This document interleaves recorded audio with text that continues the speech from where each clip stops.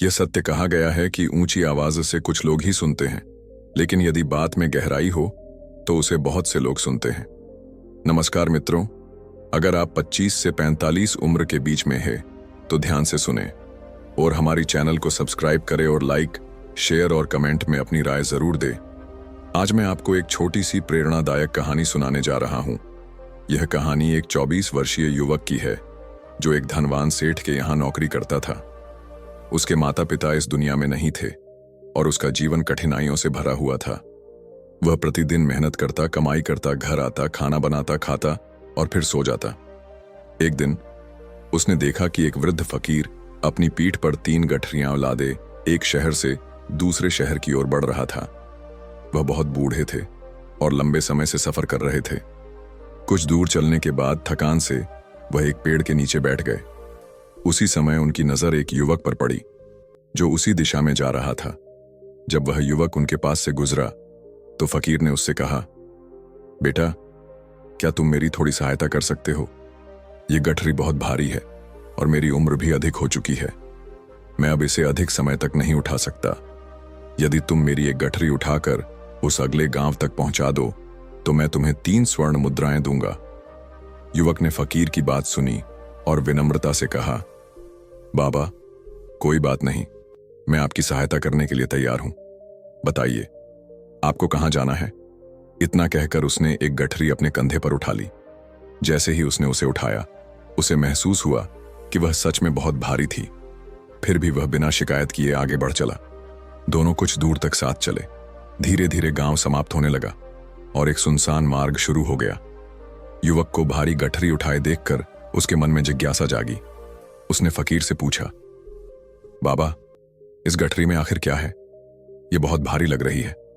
फकीर मुस्कुराए और बोले, बेटा, इसमें केवल तांबे के सिक्के भरे हुए हैं, इसलिए इसका वजन अधिक है। युवक ने मन ही मन सोचा, शायद बाबा कोई व्यापारी हैं जो इतने सारे तांबे के सिक्के लेकर जा रहे हैं, लेकिन मुझे इससे क्या, मेरा काम तो बस गठरी पहुंचाना है। यह सोचकर उसने अपना ध्यान हटा लिया और आगे बढ़ता रहा। कुछ समय बाद वे दोनों एक नदी के किनारे पहुंचे। युवक हृष्ट-पुष्ट था, इसीलिए बिना देर किए नदी में उतर गया, लेकिन वृद्ध फकीर किनारे पर ही खड़े रहे। युवक ने देखा तो पूछा, बाबा, क्या हुआ? आइए, हमें यह नदी पार करनी होगी, तभी हम अगले गांव तक पहुंच पाएंगे। फकीर ने उत्तर दिया, बेटा, मुझे पता है कि हमें नदी पार करनी है, लेकिन मेरी उम्र अधिक हो चुकी है और 2 गठरियां लेकर मैं नदी पार नहीं कर सकता। यदि तुम मेरी एक और गठरी उठा लो तो मैं तुम्हें इसके बदले भी 3 स्वर्ण मुद्राएं दूंगा। युवक मुस्कुराया और कहा, बाबा, आप मुझे स्वर्ण मुद्राएं न भी दें तो भी मैं आपकी सहायता अवश्य करूंगा। फकीर ने आशीर्वाद देते हुए दूसरी गठरी भी उसे सौंप दी। युवक ने जैसे ही दूसरी गठरी कंधे पर रखी, उसे एहसास हुआ कि यह भी बहुत भारी थी। फिर भी उसने कुछ नहीं कहा और किसी तरह नदी पार की।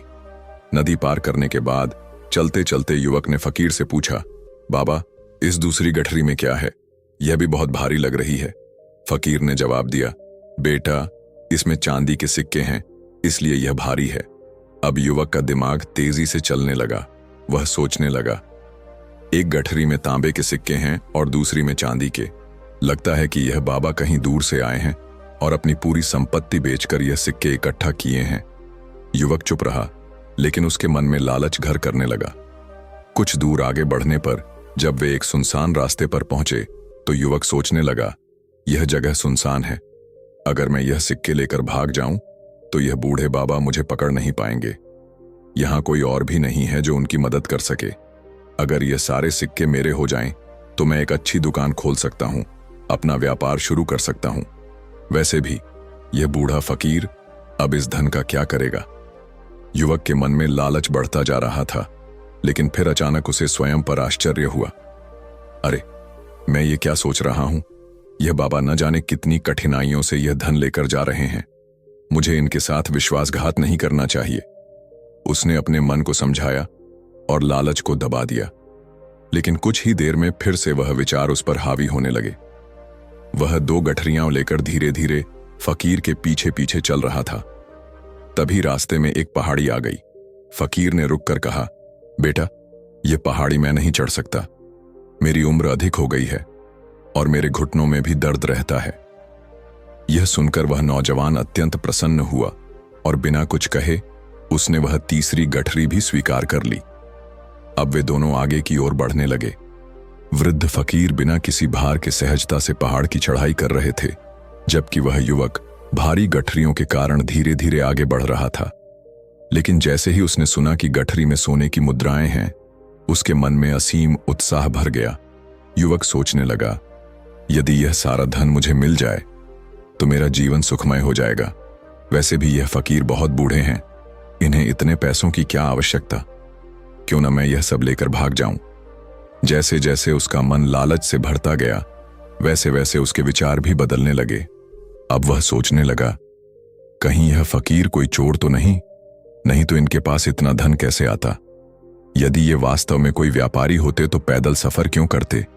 यदि इनके पास इतना सोना चांदी होता तो यात्रा के लिए कोई साधन अवश्य। वह बड़ी तेजी से अपने गांव पहुंचा और अत्यधिक प्रसन्न था। उसने सोचा, अब तो मेरा पूरा जीवन आनंद में बीतेगा, क्यों ना मैं तुरंत इन गठरियों को खोलकर धन निकाल लूं। उसने जैसे ही पहली गठरी खोली तो उसमें केवल जंग लगे लोहे के सिक्के थे। उसे विश्वास नहीं हुआ और उसने तुरंत दूसरी गठरी खोली, लेकिन उसमें भी वही निकला। अब उसने घबराकर तीसरी गठरी खोली, जिसमें सोने की मुद्राएं होने की बात कही गई थी, लेकिन उसमें भी वही जंग लगे सिक्के थे। युवक क्रोधित हो गया और सोचने लगा, फकीर ने मुझसे झूठ क्यों कहा।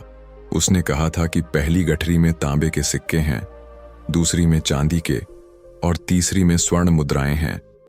इसी उधेड़बुन में उसकी नजर गठरी में रखे एक पत्र पर पड़ी। उसने पत्र खोला और पढ़ना शुरू किया। यह संपूर्ण योजना एक ईमानदार व्यक्ति की खोज करने के लिए रची गई थी।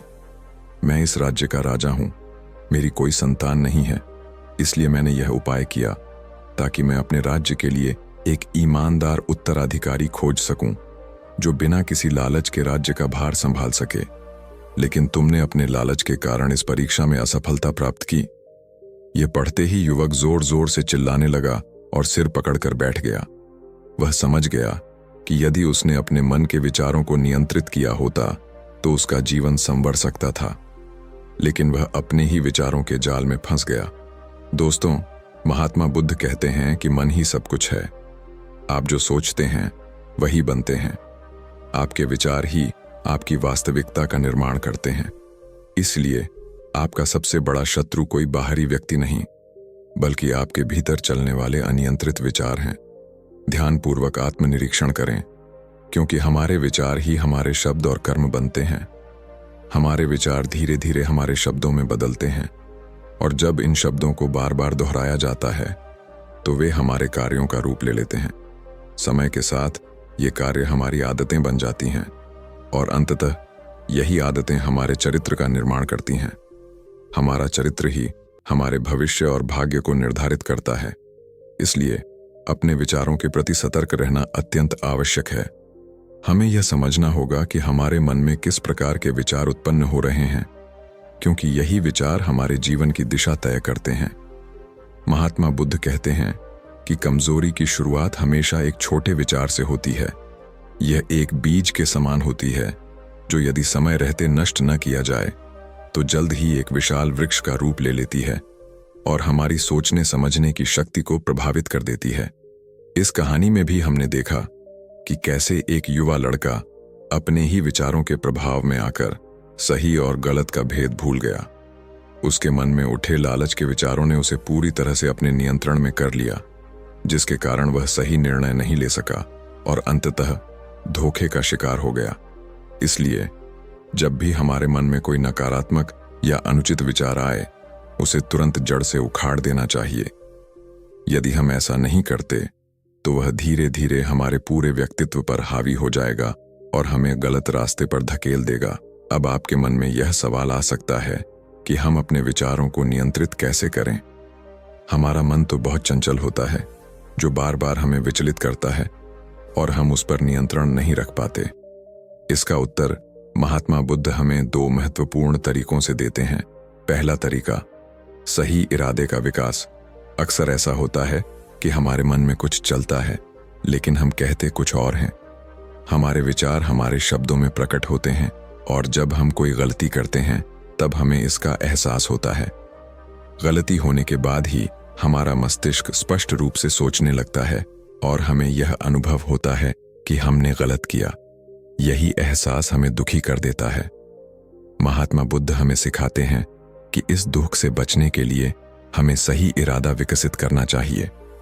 जब भी आप कोई कार्य करने जा रहे हों तो सबसे पहले खुद से पूछें कि आपके इस कार्य के पीछे का उद्देश्य क्या है। क्या आप किसी को कष्ट पहुंचाने वाले हैं? क्या आप किसी को नीचा दिखाने की कोशिश कर रहे हैं? या फिर क्या आप खुद को सुधारने और आगे बढ़ाने के लिए यह कर रहे हैं? जब आप अपने इरादों के प्रति सजग रहेंगे तो आप स्वयं को सकारात्मक ऊर्जा से भर पाएंगे और नकारात्मक विचार धीरे धीरे समाप्त हो जाएंगे। लेकिन ध्यान रहे, यह केवल एक बार करने से पर्याप्त नहीं होगा। इसे प्रतिदिन अभ्यास करना होगा और यह सुनिश्चित करना होगा कि आपके इरादे हमेशा अच्छे और सकारात्मक हों। यही आपको दुख और तकलीफों से बचाएगा। दूसरा तरीका, मन के प्रति जागरूकता विकसित करना। जब आप अपने मन को निरंतर जागरूकता के साथ देखना शुरू करेंगे तो धीरे धीरे वह शांत होने लगेगा। नकारात्मक विचार और भावनाएं स्वतः ही समाप्त हो जाएंगी और आप आंतरिक शांति की ओर बढ़ने लगेंगे। इसके लिए आपको बस इतना करना है कि जो कुछ भी आपके मन में चल रहा है उसे बिना किसी प्रतिक्रिया के केवल देखना है। आपके मन में जो भी विचार आ रहे हैं, अच्छे या बुरे, सकारात्मक या नकारात्मक, उन्हें बस निष्पक्ष रूप से देखिए, बिना उनसे प्रभावित हुए। जैसे जैसे आप यह अभ्यास करेंगे वैसे वैसे आपके विचारों का प्रभाव कम होता जाएगा और आपका मन धीरे धीरे शांत हो जाएगा। महात्मा बुद्ध कहते हैं कि जो स्वयं को देखता है वही सबसे बड़ा तपस्वी है। अर्थात जो अपने मन के विचारों को बिना किसी प्रतिक्रिया के देखता और समझता है वही अपने मन पर नियंत्रण प्राप्त कर सकता है और एक सुखी एवं संतुलित जीवन जी सकता है। इसलिए यदि आप अपने जीवन को खुशहाल बनाना चाहते हैं तो सबसे पहले अपने मन को नियंत्रित करना सीखें। अपने विचारों को जागरूकता के साथ देखें, सही इरादों को विकसित करें और नकारात्मकता से बचें। यही जीवन को सुख, शांति और सफलता की ओर ले जाने का मार्ग है।